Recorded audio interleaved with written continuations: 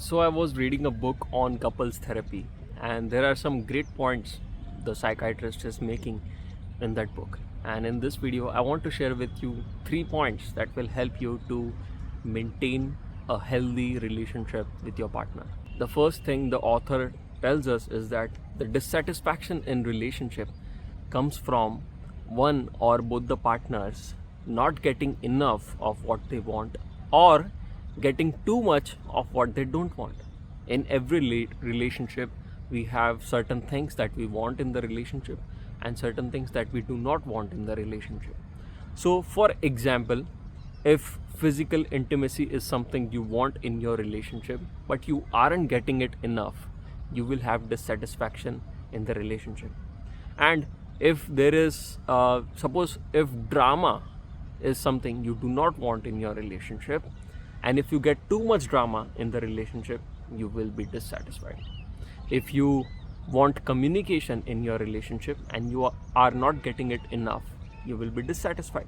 And if confusion is something you do not want in a relationship and you are getting too much of it, you will be dissatisfied.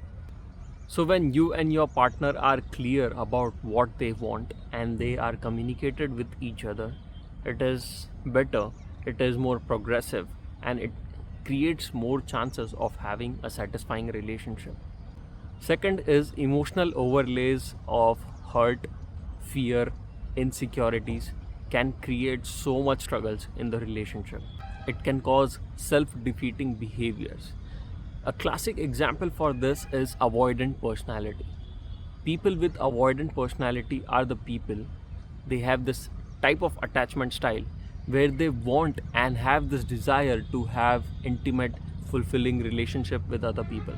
But when it becomes true, or when they feel that the things are getting too much deep and there is love and connection happening in the relationship, they become so scared of it that they turn their back towards the same thing that they are desiring.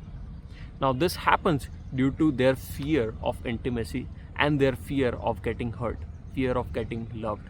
So, this creates a self defeating behavior in their relationship where they will be the one to lead you on. They will be love bombing you in the first phases of relationships where everything will be fantastic, chemistry will be good, everything will be good. Then, after the honeymoon phase, when they get triggered, now the things are getting very real, now the things are very, very emotional.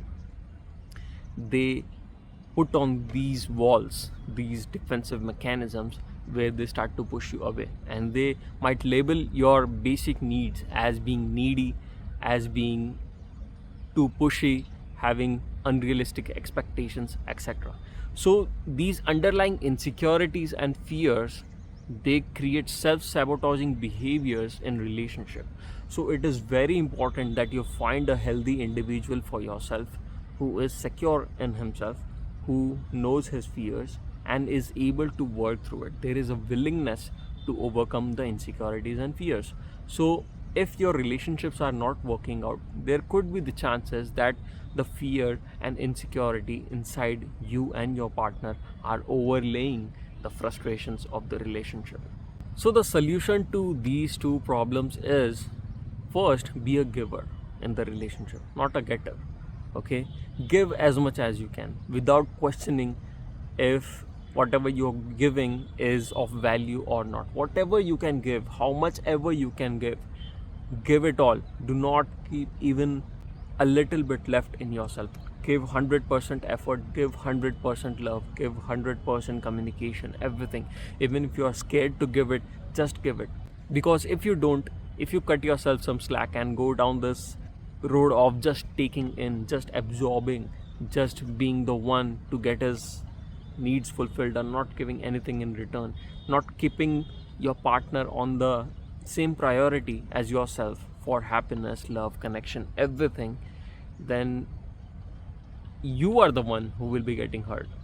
The other person, he will get hurt, but he will recover, he will heal and move on to a better, healthier relationship. But you will end up in the same relationship again and again with the same type of problems again and again. The next is to take 100% responsibility of whatever happens in the relationship. Okay, this is what we do not want to do. especially people with avoidance attachment, they do not want to take responsibility. People who are narcissistic, they do not want to take responsibility. So initially see if your the person you want to have a relationship with, do they have this quality of taking responsibility? Are they taking accountability for their actions? If they do not, it won't happen, because again this comes down to the point number one. You want accountability in relationship, and your partner is not giving you that. It is not enough for you. Then the relationship will eventually lead to dissatisfaction. Then the inner insecurities and fears will overlap it, and there will be destruction and a breakup. The third is, love is action, not an emotion. Love is a verb, okay? And no matter how noble intentions you have, no matter how well-wishing attitude you have towards your partner, it doesn't mean a squat if it doesn't come up with actions. So you are saying you love the person, you care for the person, but you cannot take out the time to meet that person. You cannot put 100% effort. You always find excuses. You cannot face your fears and do what is required of you as a partner in the relationship. Then again, it is of no use. So love is an action, okay?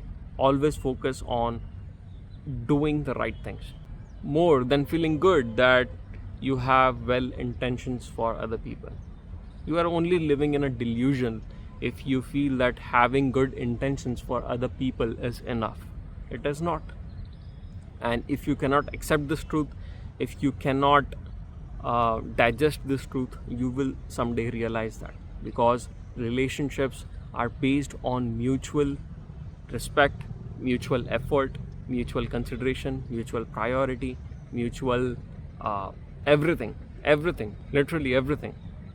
So in short, these were the three principles of relationship harmony. First, give 100% effort. Second, take 100% responsibility, accountability. And third, be the one who shows love rather than talks about love.